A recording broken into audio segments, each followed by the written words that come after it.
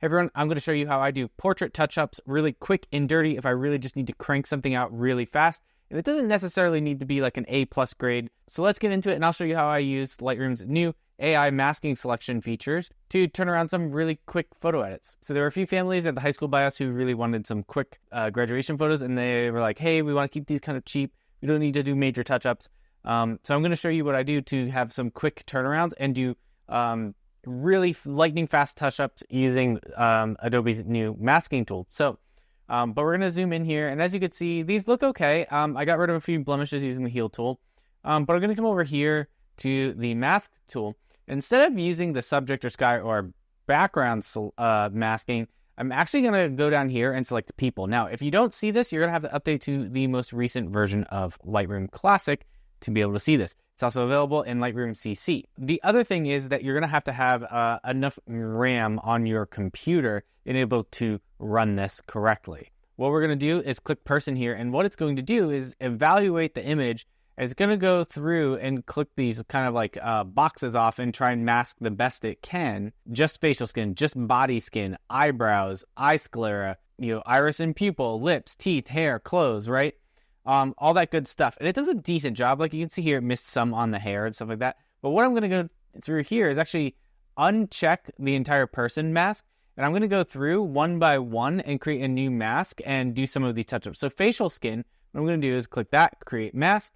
And then the first thing I'm going to do is I'm going to zoom in so we can all see what's going on here.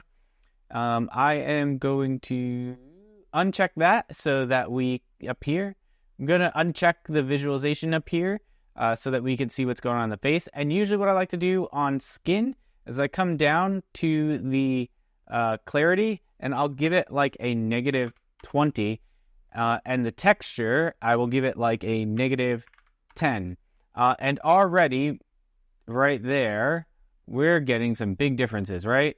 So all this is taking some of the really harsh lighting edges off that are catching anything like little bumps or surface imperfections in the skin. Like you can see here, there's some, let's zoom in some more. As you can see here, some of these bumps below the lip, they just kind of get smoothed out just a little bit. They're not as harsh. And I really like to do that because it's a little bit more flattering. It gets rid of some of those really deep shadows underneath the eyes. So that's step one. If you're finding my content helpful, please just hit the subscribe button. YouTube probably put an ad in front of this video, even though I'm not yet monetized. But I also currently don't have enough subscribers to collect any revenue from that. So that would really be a big help to me. Thank you.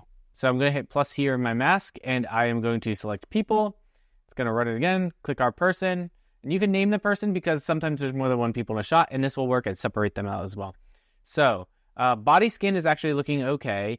Eyebrows are fine. What I really want to do here in the eye sclera is brighten these up a little bit. So I'm going to create that mask.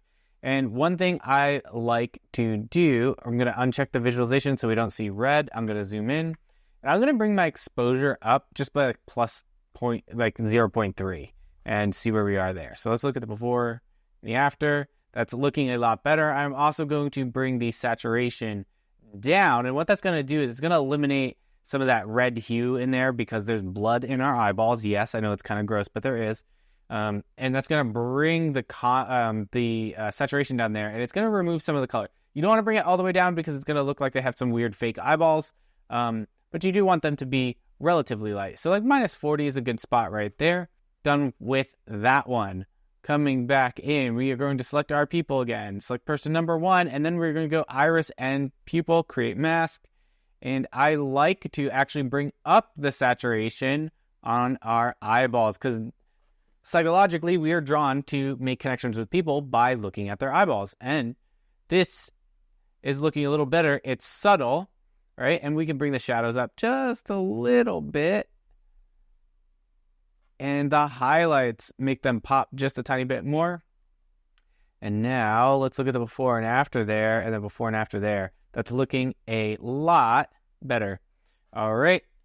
Next thing we're going to do is go back, select people, select person number 1 again. I like to do this with women or girls, or anybody who has a little bit of like a desaturated kind of like lip color. And I like to just boost the saturation. Again, we're going to uncheck that so that we can see what we're doing.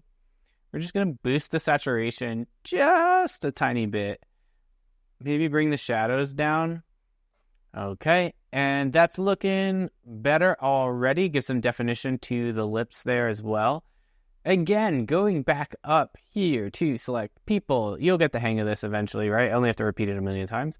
We're going to go through here and we're going to grab teeth. Okay, and this is how you touch up teeth. We're creating that new mask on the teeth layer. And all I'm going to do here is uncheck this so we can see what we're doing, as always. And we are going to bring down the saturation, and boom. Don't bring them all the way down because they look like they are fake teeth. Don't bring them too far down. I repeat, we want them to be healthy and normal colored. We also don't want to push them so far that people are like, oh my gosh, my teeth are so like different than normal, right? But here's the before and the after. One last thing that we are going to do is we're going to select people. Select person number 1. And I'm going to show you how I fix people's clothes. And now this is really helpful. Not so much in this case, but we're going to select the clothes. So let's look at it here on the graduation gown, okay? So have you ever taken a picture of somebody who is wearing a black shirt and it looks slightly blue or it looks slightly red? It doesn't look like a pure black. What I like to do is someone's wearing pure black, and let's just pretend this is black with a blue hue. So I just come down and desaturate it, and that black is going to look like a pure black again. And sometimes you have to boost the blacks down, right?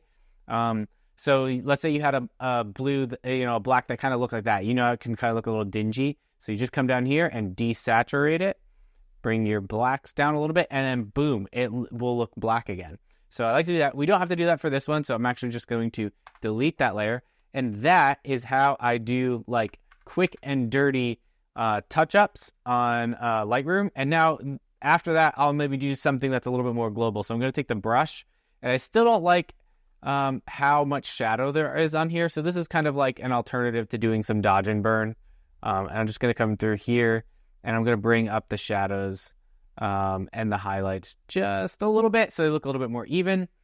One final touch, just to create a little bit more separation, and this is optional, you don't have to. So instead of selecting the entire person, we can select the background, and it usually does a very good job at selecting the background right there. So I'm going to de-check that, and all I'm going to do is just drop my exposure just a tiny bit there so that they pop. And it kind of now looks like we've taken a picture with a flash rig. So I just kind of go through that checklist, and that's how I do like a quick and dirty cleanup of an image where they're like, hey, we don't want it retouched, but we do want a few blemishes removed. So if I'm handling or if I'm just delivering like 5 photos, because we did a whole bunch of seniors in this session very quickly, we said like, hey, we're not going to do touch-ups unless you request them. You can pay a little bit extra for that if you want any retouching. So they don't really want any retouching, but this is what I would do normally on a photo. To just kind of like elevate it that one more step. And as you can see, that was super duper quick, and that took almost no time at all. It would have taken me even less time if I wasn't explaining it to people on camera and thinking about all of that stuff as well. So quick and dirty edit. Hope you found this helpful. Thanks for watching. We'll see you on the next one.